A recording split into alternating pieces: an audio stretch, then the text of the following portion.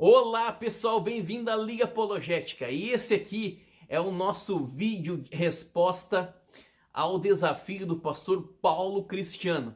Ele desafiou os adventistas a provarem que o sábado ele é sim o selo de Deus no Novo Testamento, tá? E eu quero começar esse vídeo já dizendo que na verdade não existe nenhum texto do Novo Testamento explícito que diga isso. Mas, obviamente, a Igreja Adventista do Sétimo Dia não acredita em texto prova.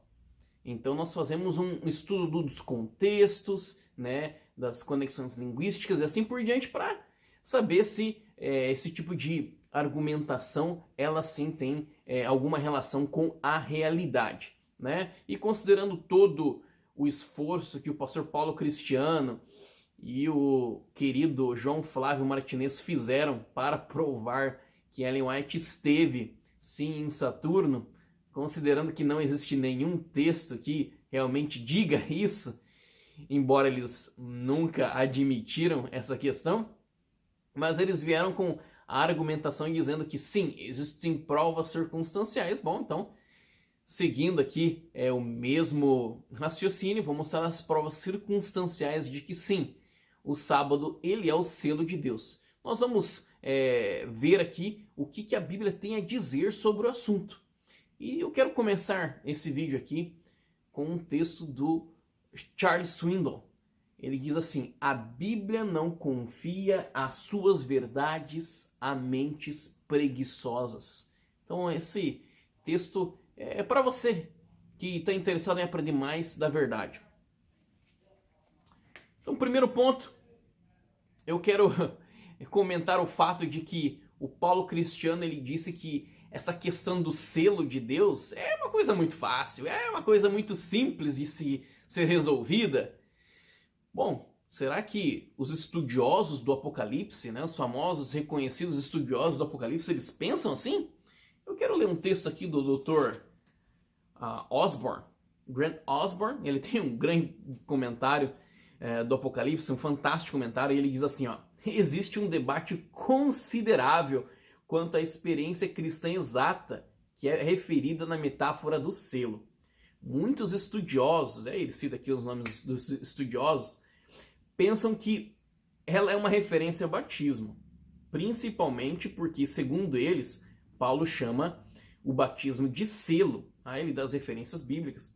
Entretanto, o batismo não é mencionado especificamente nesses textos. E se o selo se refere a alguma coisa, é ao Espírito Santo, não ao batismo.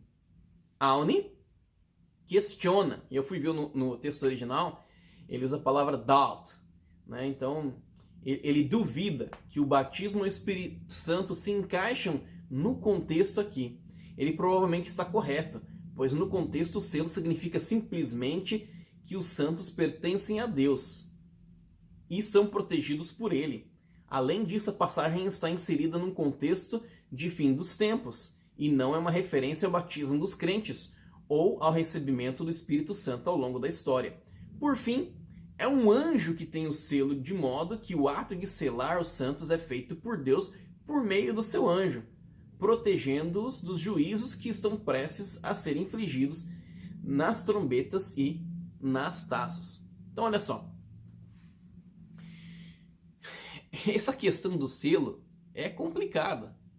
Quando nós lidamos com uma profecia não cumprida, nós temos que ter muita humildade. Então, dizer que essa questão é simples, olha, é uma arrogância tremenda, uma arrogância acadêmica tremenda. Não é simples e é reconhecido que não é simples. A gente viu aqui o Dr. Grant Osborne dizendo que não é uma questão simples, que existe um grande debate sobre isso, né? O David Aune, ele foi citado pelo Dr. Grant Osborne, ele duvida, né, que é o Espírito Santo, que é o batismo. Na verdade, os dois duvidam isso. Então, a gente percebe que é uma questão bem difícil de ser definida. Mas a ideia que nós pegamos, e também os teólogos adventistas, eles vão por essa visão, é que existem dois selos. Um é o selo da salvação e o outro é o selo escatológico de Deus para proteção contra, né, as trombetas, contra as pragas. Então essa seria a posição básica e é a posição que nós vamos seguir aqui. Agora eu quero dizer uma coisa, os selos, eles se complementam, e a gente vai entrar nisso e vocês vão entender de uma maneira melhor. Bom, para entender o selo de Deus, é interessante também estudarmos a marca da besta, porque os dois eles estão em contraste. Tá? Um está em antítese com o outro. Então, a pergunta é, aonde que o selo de Deus e a marca da besta são colocados? Você pode verificar aí lá em Apocalipse 7 e Apocalipse 13. Então você vai perceber que o selo de Deus ele é colocado na testa e a marca da besta é colocada na testa e também nas mãos. Então, como que a gente entende isso aí? A gente tem que procurar referências no Antigo Testamento para compreender este texto, tá? Então, obviamente, o Paulo Cristiano, a CACP, o Martinez, eles nunca vão reconhecer um princípio desse. Por quê? Porque eles acham que um profeta ele tem que ser original, ele não pode fazer uma citação de um texto anterior. Embora que no Apocalipse nós não temos citações, nós temos alusões, mas nós temos mais de 2.000 alusões dentro do Apocalipse ao Antigo Testamento. Isso sem contar alusões a pseudepígrafos e livros apócrifos. Então, para compreendermos, nós temos que ir no Antigo Testamento e entender se essa linguagem se encontra lá e o que significa. Então, uma pessoa que fala muito sobre isso é o Gregory Billy. Ele é fantástico, tá? Um doutor, ele dá aula em Westminster, aqui na Pensilvânia. Então, eu recomendo vocês lerem os livros dele. E ele tem um manual sobre como você interpretar essas citações do Antigo Testamento no Novo. Ele também tem um comentário dessas citações que nós encontramos no Novo Testamento. Então é tremendo, tremendo. A teologia bíblica dele do Novo Testamento é baseada justamente no uso desses textos do Antigo Testamento no Novo. Então ele diz o seguinte, que tudo isso que a gente encontra no Novo Testamento teve início no Antigo Testamento. Ou seja, é muito diferente do que essa teologia marcionista da CACP. Então, quando nós vamos ao Antigo Testamento, será que nós conseguimos encontrar algum paralelo à marca da besta e ao selo de Deus na Bíblia? E eu vou te dizer que sim. O primeiro paralelo seria justamente na Páscoa. Por quê? Porque os israelitas eles são selados e são protegidos das pragas egípcias.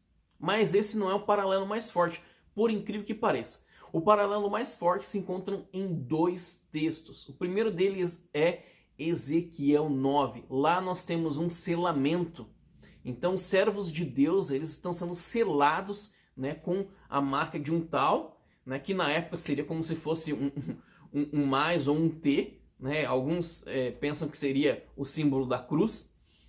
Obviamente, naquela época não teria como eles entenderem assim, mas é interessante a gente analisar o texto da perspectiva de hoje também. Agora, então nós vemos esse selamento contra essa invasão dos babilônios. Então o remanescente ele seria selado na testa, né? Então ele estava sendo selado porque eram pessoas que não tinham se contaminado então com a idolatria. Então esses seriam os que seriam salvos.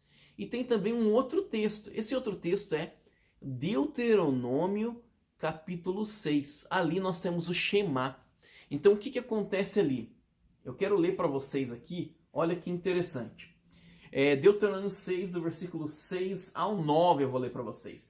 E essas palavras que hoje te ordeno estarão no seu coração, e as ensinarás aos teus filhos, e delas falarás assentando em tua casa e andando pelo caminho, e deitando-se e levantando-te, também as atarás por sinal na tua mão, e te farão por frontais entre os seus olhos, e as escreverás nos umbrais de tua casa e nas tuas portas. Olha que interessante essa menção aos umbrais e as portas, né? Isso lembra justamente o que aconteceu na época da Páscoa, tá? Do Passover, que a gente diz.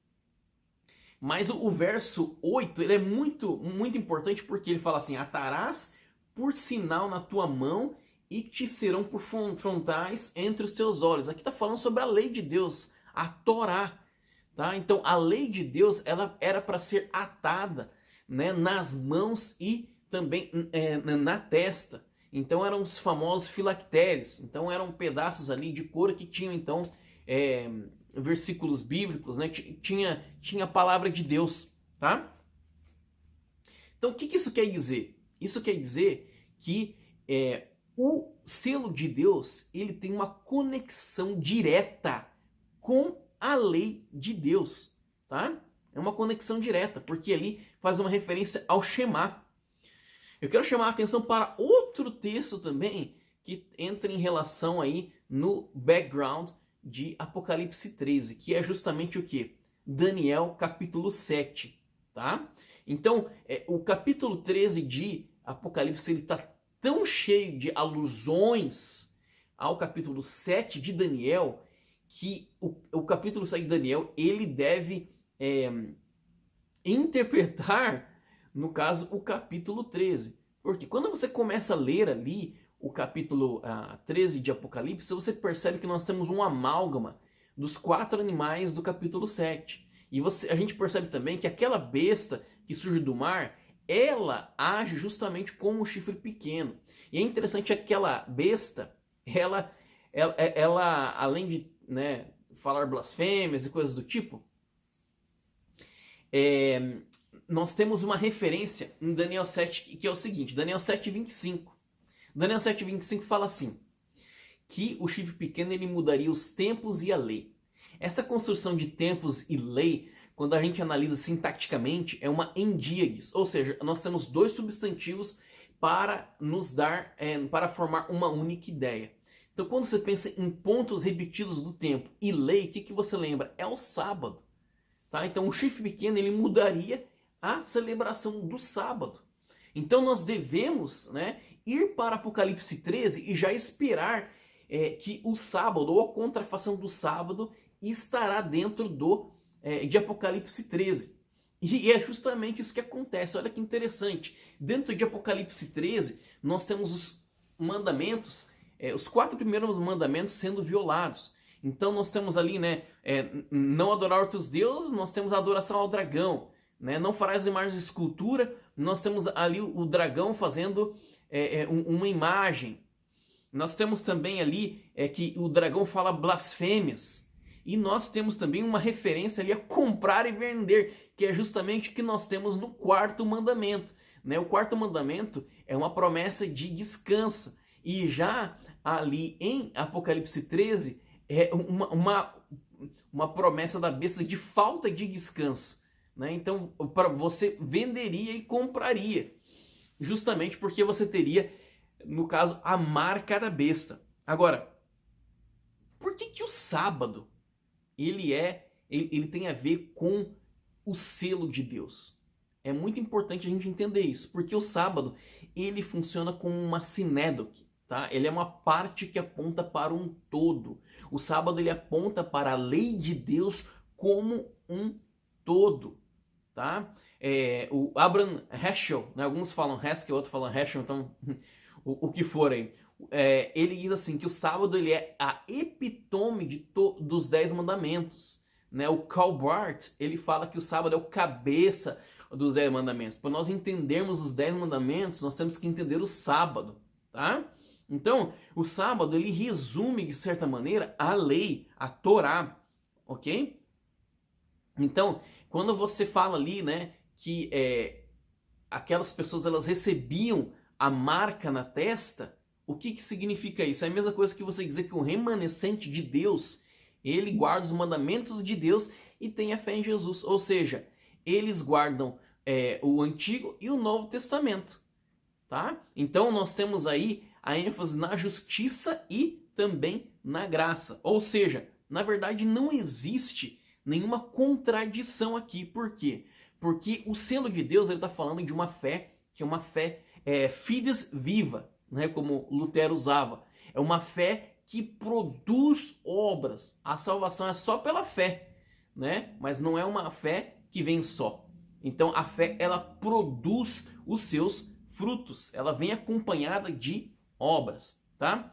Então, você diz, eu tenho fé, mas como é que você mostra a tua fé? Você mostra a tua fé pelas obras. Então eu quero ir aqui em alguns questionamentos que o o Paulo Cristiano faz, ele fala assim, né, que o sábado como selo de Deus veio de Ellen White.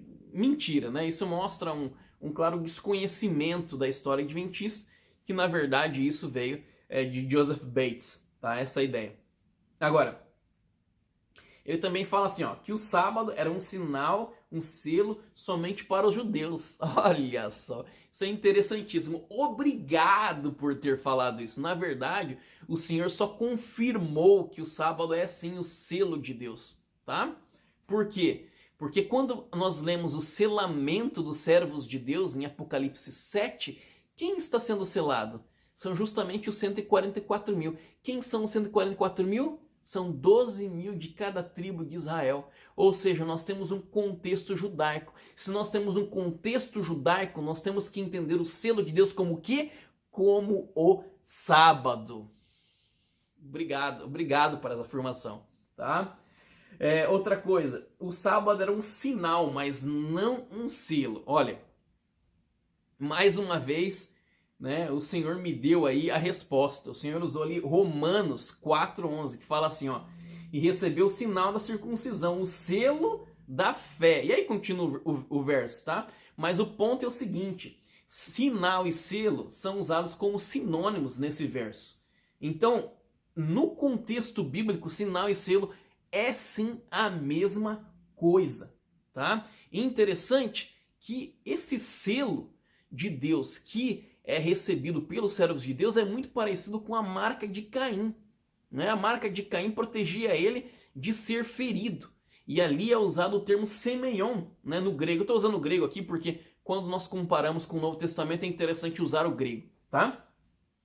Então, o semeion também ele é usado ali em Ezequiel no capítulo 9. Só que Ezequiel capítulo 9, ele é a base para o selamento dos santos em Apocalipse 7, tá? E também é a base para a marca da besta em Apocalipse 13. Ou seja, nós temos aí a palavra semeion, né, sinal, sendo usado como um contexto de selo, de selamento, tá? E quando eu vou no livro de Ezequiel, eu percebo que além do sinal tal, né, que é usado ali dentro de Ezequiel 9, nós temos também outra palavra aí que está relacionada com selo, que é o sábado, né, que o Senhor citou ali, Ezequiel 20, 12 e 20, 20, né, que no caso o sábado é o sinal de Deus, né, o sinal do concerto de Deus com Israel. Então, ou seja, o Senhor mesmo provou que o sábado é o selo de Deus, tá? Então, a palavra semeion, ela funciona como sinal, mas também, num contexto bíblico, funciona como selo, né? E outra observação que eu quero fazer é o seguinte, esse evangelho dispensacionalista futurista. O Senhor fez muita graça, né? Olha só, os adventistas fazem malabarismo, né? Mas, na verdade, quem faz malabarismo são vocês, que esse futurismo pouco se aproveita, para falar a verdade, né? Para vocês terem ideia, vocês estão assistindo, o futurismo dispensacionalismo diz que haverão duas testemunhas lá em Jerusalém, lá em Israel, cuspindo fogo pela boca. Ou seja, né, são cuspidores de circo ali, né, que engole fogo, cospe fogo. É uma interpretação completamente ridícula, tá? E dentro dessa interpretação ridícula que a gente encontra dentro do dispensacionalismo é nós entendermos dois métodos de salvação, um para os judeus e um para os cristãos, né?